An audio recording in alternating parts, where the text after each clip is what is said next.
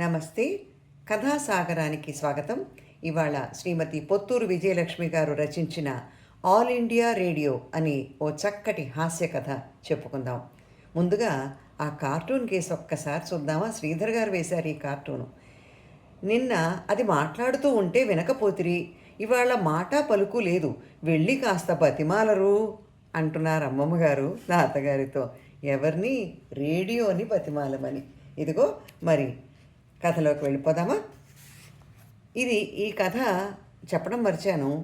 దాదాపుగా 70 సంవత్సరాల క్రితం కథ అండి. అంచేత కాలమాన పరిస్థితులు మాటలు కూడా తదనుగుణంగానే ఉంటాయి. చక్కగా కథ విని హాయిగా నవ్వేసుకుందాం. మా ఊరికి కరెంటు వచ్చిన కొద్ది రోజులకి మా నాన్నగారికి పెదనందిపాడు ట్రాన్స్ఫర్ అయింది.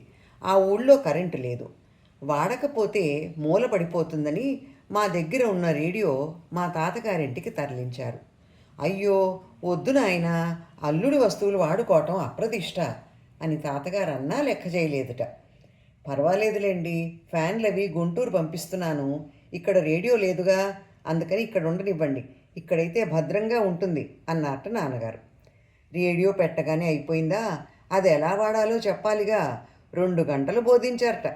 అయితే అన్నీ విని అట్లా ఊరూరు తిరగలేనులేండి, విజయవాడలో ఉండనివ్వండి అన్నారట.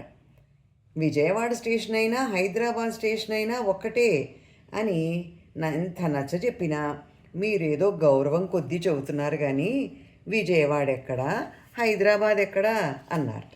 సరే, చివరికి విజయవాడలోనే ముళ్ళు ఉండేలా సవరించి ఉంచారు నాన్నగారు. తెల్లవారి 6 గంటలకి స్విచ్ ఆన్ చేసుకునేవారు.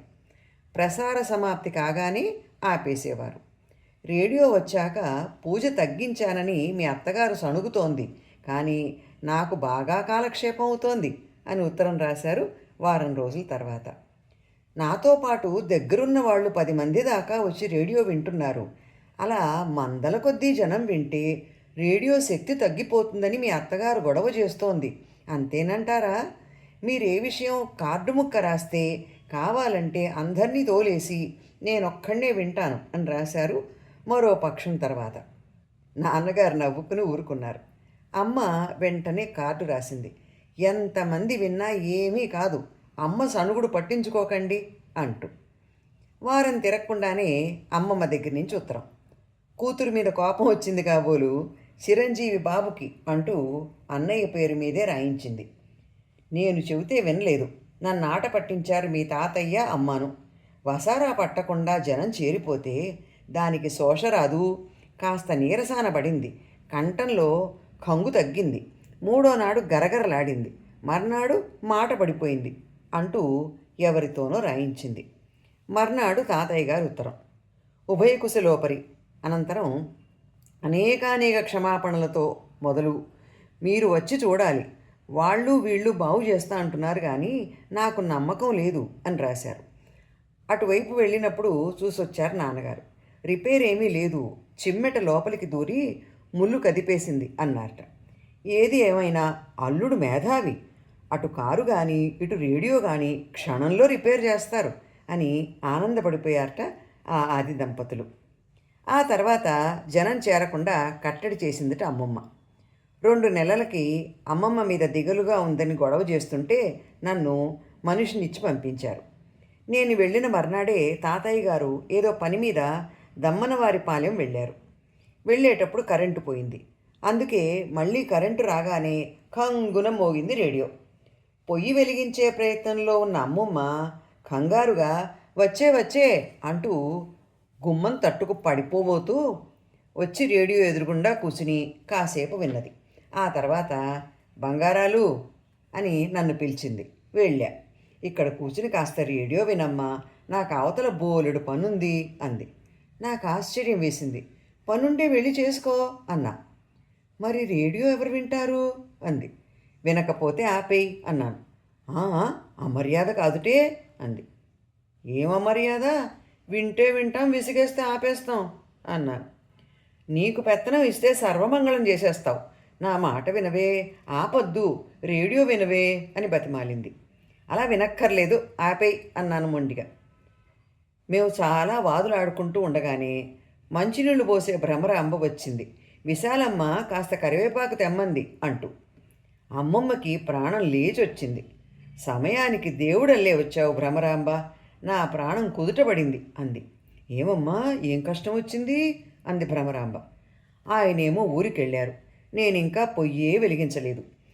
ఇటు చూడబోతే రేడియో వినాలి. ఈ కొరివికి చెబితే ఎదురు సమాధానాలు చెబుతోంది. కాస్త కూర్చుని రేడియో విందు, నేను అత్తెసరు పడేసి దేవుడికి చెయ్యి చూపించి వచ్చేస్తాను అంది అమ్మమ్మ. ఎవరో పెద్ద ఆయన మాట్లాడుతున్నట్టున్నాడు. నేనేం వింటాను ఎదురుగుండా కూర్చుని, నాకు మొహమాటం. ఆ వంటేదో నేనే చేసేస్తాను, నువ్వే విను అని బావి దగ్గరికి వెళ్ళి స్నానం చేసేసి వంట చేసింది. వంట అయ్యాక కరివేపాకు కోసుకుని వెళ్ళిపోయింది. ప్రసార సమాప్తి అయ్యాక నైవేద్యం పెట్టి నాకు అన్నం పెట్టింది అమ్మమ్మ దుమదుమలాడుతూను. సాయంత్రం దీపాలు పెట్టే వేళకి కాస్త ముందే వచ్చేసింది విశాలమ్మగారు. రాపిన్ని అంది అమ్మమ్మ. విషయం అంతా భ్రమరాంబ చెప్పింది. నువ్వు రేడియో వినాలిగా, పోనీ కాస్త తోడుగా ఉంటానని వచ్చా అంది ఆవిడ. ఏం చెప్పమంటావు పిన్ని, చెబితే దీనికి అర్థం కాదు. అల్లుడు అంత అభిమానంగా ఇచ్చిన వస్తువు అప్పుడోసారి పాడైపోతే బాగు చేస్తుంటేనే నా ప్రాణం చచ్చిపోయింది. మనం వినాలనుకున్నప్పుడు చెవులు నిక్కబెట్టుకుని విని తీరుబడి లేనప్పుడు దాన్ని వదిలేసి వెళ్ళిపోతే మనసు కష్టపెట్టుకుని మళ్ళీ చెడిపోతే ఏం చేస్తాను అంది అమ్మమ్మ. నిజమే మరి, అయినా ఎవరైనా ఇంటికొచ్చి మాట్లాడుతుంటే మధ్యలో వెళ్ళిపోతామా? ఇది అంతే అంది వేసాలమ్మగారు. అది కాదు తాతమ్మ, మా ఇంట్లో రేడియో ఆపేస్తాం అని నేను చెప్పబోతే ఠలాయించేశారు. మీ ఇంట్లో మీ ఇష్టం తల్లి, అక్కడంటే మీ నాన్న మీ రాజ్యం, మాకు ఆయన అల్లుడే, ఆ మర్యాద ఉండాల్సిందే అన్నారు. సరే ఏడవండి అని ఊరుకున్నా. కుయ్యమని రేడియో నోరు విప్పింది. ఆకాశవాణి విజయవాడ కేంద్రం అంటూ మొదలెట్టింది. ఇద్దరు మాటలు ఆపేసి శ్రద్ధగా గుళ్ళో కార్తీక పురాణం విన్నట్టు విన్నారు. మార్కెట్ ధరవరలు మొదలైనాయి. బెజవాడ మార్కెట్టు పప్పులు, మరో చోట ఉప్పులు అయ్యాక చేపలు అని మొదలైనాయి. బొమ్మిడాయిలు, మట్టగడిసెలు, బొచ్చెలు, ఇలా అన్ని చేపల ధరలు విన్నారు. ముక్కు మూసుకుని మొహం మాడుచుకునిను. తాతయ్య వచ్చేశారు. అమ్మయ్య అంటూ లేచారు ఇద్దరు. వెళ్తానే అమ్మాయి, ఏమిటో కంపరంగా ఉంది ఒళ్ళంతాను, చెంబుడు నీళ్లు వేసుకుని ఇంత తిని పడుకుంటాను అని వెళ్ళిపోయింది తాతమ్మ. వంటైందా అన్నారు తాతయ్య. నా శ్రాద్ధమైంది, ఇంతసేపు రేడియోతోనే సరిపోయే, ఇంకా వంట ఏం చేస్తాను, ఇదిగో స్నానం చేసి కుంపటి అంటిస్తా అంటూ వెళ్ళిపోయింది అమ్మమ్మ. అదండి కథ. భలే ఉంది కదా. విజయలక్ష్మి గారు ఎంత చక్కటి కథ మనకు అందించారో.